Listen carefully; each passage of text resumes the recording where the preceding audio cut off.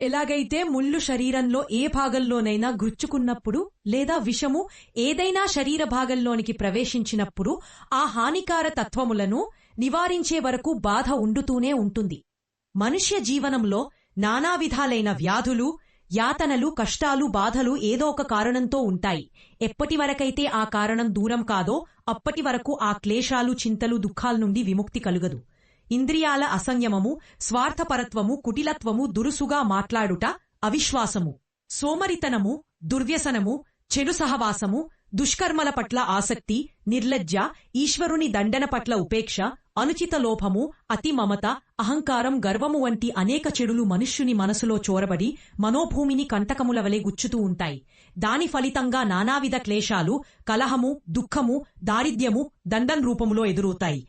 ఎక్కడ అగ్ని ఉంటుందో అక్కడ వేడి ఉంటుంది. అదేవిధంగా ఎక్కడ చెడు ఉంటుందో అక్కడ నానావిధ దుఃఖాలు తప్పక ఉంటాయి. ఈ దోషాలు, దుర్గుణాల మధ్య ఆ వ్యక్తి సుఖంగా జీవితం గడుపుట అసాధ్యం. ఎలాగైతే బెల్లంతో నానావిధమైన మిఠాయిలు తయారవుతాయో, ఏ విధంగా ప్రత్తితో నానావిధాలైన వస్త్రాలు తయారవుతాయో, అదేవిధంగా ఈ దోషాలు, దుర్గుణాల పరిపాకముతో నానావిధ కష్టాలు సంక్రమిస్తాయి.